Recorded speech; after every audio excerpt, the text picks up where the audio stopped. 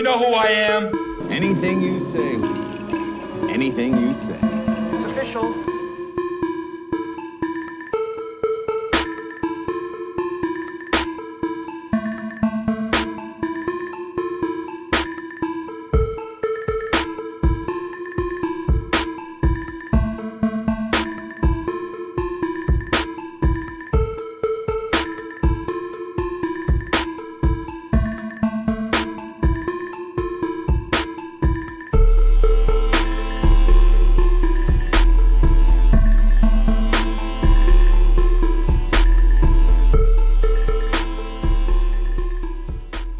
What's up, YouTube? This is your boy Thomas back again with another rendition of Truth Be Told. Now this week, or this past week, the only thing major going on was Biden, of course, passing out student loan forgiveness like it was candy, which was wrong for him to do. You have so many people who's had to pay those loans off. Now, do I think it's right that these crooked universities are charging out the rear from students? No, it's not right. They shouldn't be allowed to do that. I could understand them making a suitable charge for the education, but they shouldn't be charging hundreds of thousands of dollars to learn a particular field. It's just fucking retarded. But at the same time, there's people who's paid back them loans, and now all of a sudden their money, their tax-paying money, is being given to Generation Z, who are lazy and don't want to work, most of them. Not all of them, but there's a majority of them that do not want to work. And so, they want their loans paid off by taxpayer money instead of paying for them themselves. But anyway, that's the big news I saw for this past week. And of course, you still got the whole nonsense with the Trump raid or whatever. They released the documents, the paperwork on it, and they literally redacted almost the entire thing. So, and everybody knew it was going to happen, so I don't know why people are surprised. Our DOJ, our FBI, they're all crooked anyway. They all work for far left politicians. But anyways, regardless, moving on. I finally got around to watching the movie called The Northman. Now, I had heard that this movie was really good, but I just didn't really have a big interest in watching it. I like historical, type movies, like Roman times and Vikings, historical settings. But this one was just, it was okay. The acting wasn't bad. I hated the whole artsy-fartsy crap where, he'd be like dreaming, and then, part of the dreaming was part of the task he was doing. It was dumb. It was stupid. I didn't like it at all. Just show me what he's doing. Show me how he gets his sword and all that shit without the all artsy-fartsy dreaming charade bullshit. One of the reasons I just couldn't really get into it was because of the fact that we've seen this tale 100 times, or story, whatever you want to call it. Where there's two brothers, they end up trying to kill each other for the throne, and then the son comes back for revenge. of the one that got slain. Seen it 100 times. Always the same shit over and over again. And it's literally the same story. The movie moved really slow for me. I mean, it was just slow. There wasn't a lot of action until the very end. Yes, he goes into a village and cuts some people up with his sword a couple of times. And then the only other action you get is at the very end where him and his uncle fight. That's it. I don't know. Like I said, it was really slow, kind of boring to me. It's an okay movie. I just didn't think it was all that great. And like I said, I'm a huge fan of historical films like Braveheart and shit like that. You know, I like them type of movies. But this one wasn't really that great to me. It was okay. It could have been way better. And they just muddled it as far as I'm concerned. Let's move on. It was thumbs up, thumbs down. Check it out if you want to. It's worth a one-time watch, but it really wasn't like sensational.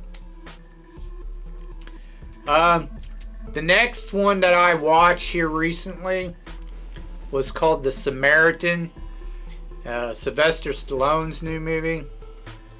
Of course, he has to play a superhero. I don't know why all these motherfuckers now gotta do a damn superhero movie. That motherfucker's too damn old. Anyways, the plot twist. Spoiler alert if you haven't watched it. The whole plot twist of him actually being the villain nemesis was... I knew that before I even watched the damn movie. Excuse me. I could tell that from the fucking trailer. So it wasn't like a big reveal. Two, the bad guy was a simp. Really, he was. He was pathetic. Without the hammer, he couldn't do anything to... Well, okay, he kicked him once and he moved him back a few feet. But yet, anybody else who was hitting him or kicking him or whatever, got their hands or feet crunched. So why was he able to do it? Because he was holding the hammer? The only thing I could think of.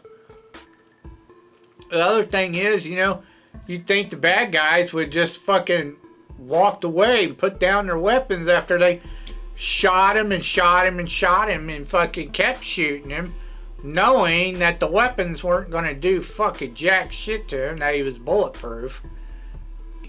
And then you had some dumbass motherfuckers who were still trying to jump him, knowing that they couldn't do anything, hurt him, what the fuck, bullshit.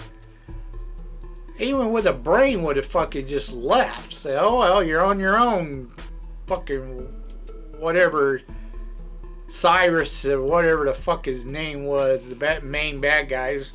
You're on your own, bitch. Can't do nothing to this motherfucker. But anyways, it was just dumb. It was kind of dumb. I mean, it was okay movie, but at the same time, it was pretty cheesy. It was cheesy. I give it a thumbs up and a thumbs down. It's okay, but I'm telling you, it's cheesy as fuck. Moving on to your B movie reviews.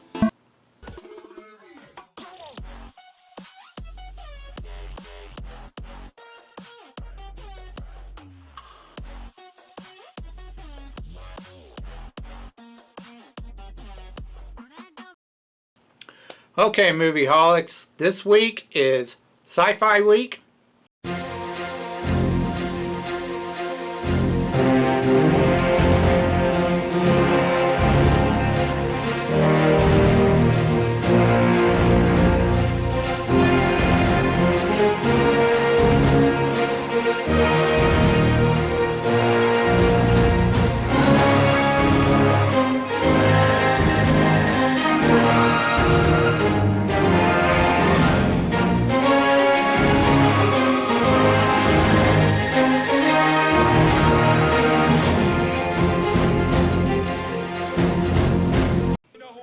I chose two older movies from the 80s. The first one is a John Carpenter film. It's called Starman. Now, this was done in 1984, and it made roughly around 29 million worldwide, which wasn't too bad. They even tried to do a TV series after this movie, but it just didn't catch on. Even though it wasn't all... From what I remember, I intend to watch that whole entire series. They're only one season. Eventually I'll get around to watching and giving a review on it too, but it didn't do too bad, but for some reason it just didn't catch on.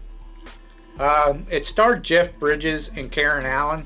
Now you may know Karen Allen from beautiful, beautiful woman. She's from Indiana Jones, Raiders of the Lost Ark, the first movie, and she's also in Kingdom of the Crystal Skull, Indiana Jones too. So you may know her better from those. Now the whole story is basically Voyager 1, which most people know about, is a space probe or satellite that was sent into space, and it had all kinds of greetings from different languages from our planet for extraterrestrial life to come visit Earth, which I think is dumb and stupid and should never have been done. You know, it's almost like, hey, we're the stupid humans, come invade our planet and take our shit. You don't know what's hostile and not hostile out there. But anyways, regardless of that fact,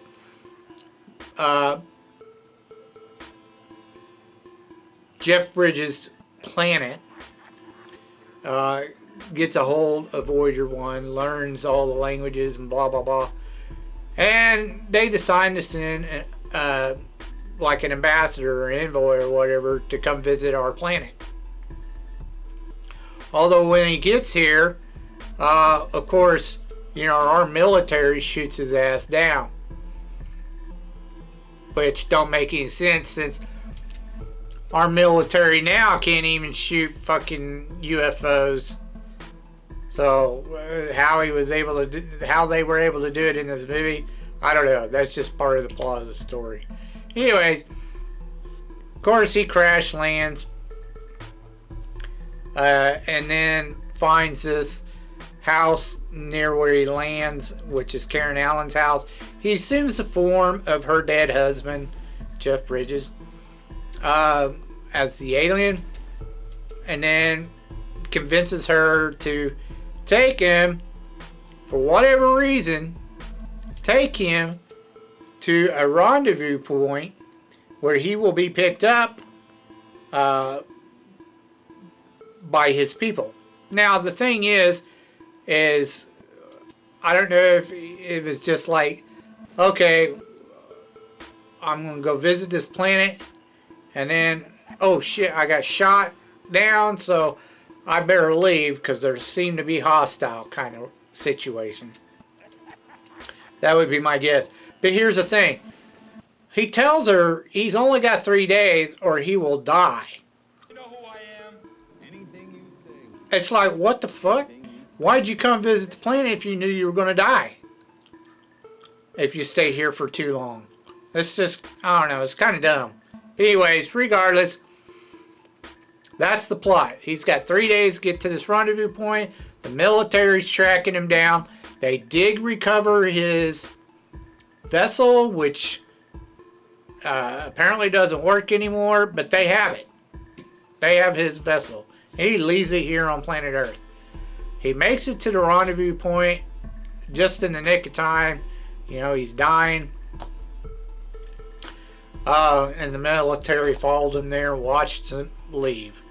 And that's pretty much the end of the movie. Now, he does get her impregnated because she mentioned something about not being able to have kids, so he impregnates her and gives her a child. But then he tells her he can never come back to the planet, which makes no sense for the series, because in the series he supposedly comes back to find the kid and her. So I don't know, it's been forever since I watched an episode of that show. We'll see. I'll check it out when I review it. But anyways, that's the end of the movie. It was an okay movie. I mean, it wasn't like action-packed or anything, but it wasn't a bad movie. It was decent, even though it was slow. I give it a thumbs up and a thumbs down. It's kind of become a cult classic now, since it's a John Carpenter film. Check it out if you want. You know, it's like I said, it's at least worth a one-time watch. Plus, Karen Allen's fucking gorgeous in this movie. So, anyways, moving on. The next one I watched was called Steel Dawn. And it was done in 1987. And for whatever reason, it only made like $1 million. That's weird. I find that strange. It starred Patrick Swayze and Lisa Niemi. You'll also find Billy Zane in this. He plays a little henchman. And this is long before he became popular or well known.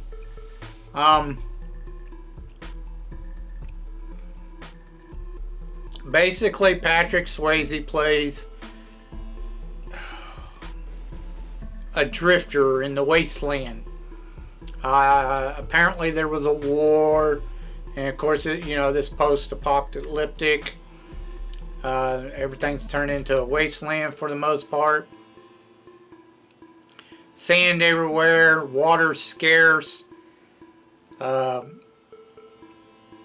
He used to be some type of commander for some kind of army, that futuristic army or some shit. He comes across his old teacher, and some thugs come in and kill his old teacher and knock him out.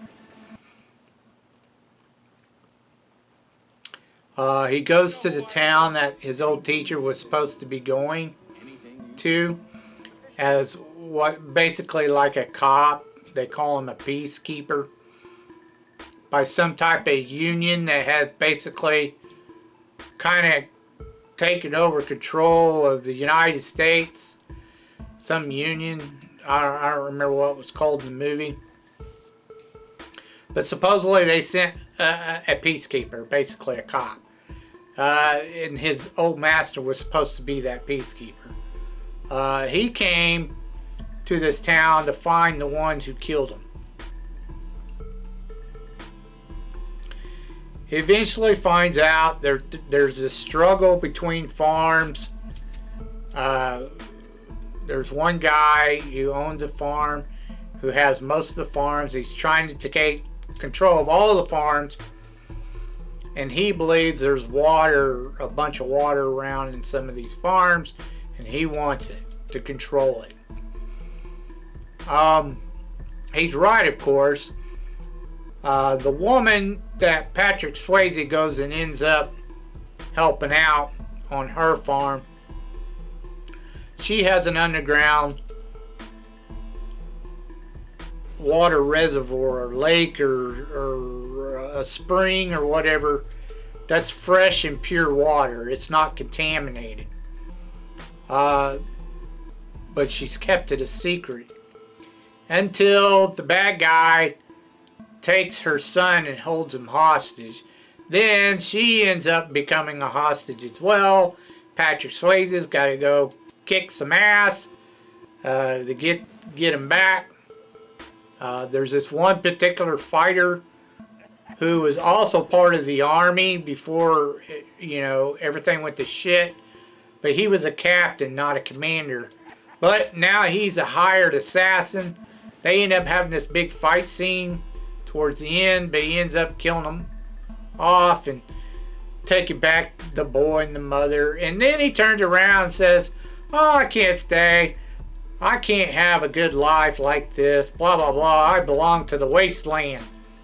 So he takes off and leaves the woman and the boy behind. End of story. It's not a bad movie. It's a decent movie. The acting was good. I give it, 2 thumbs up. It was a pretty cool movie. I liked it, even though it was kind of cheesy.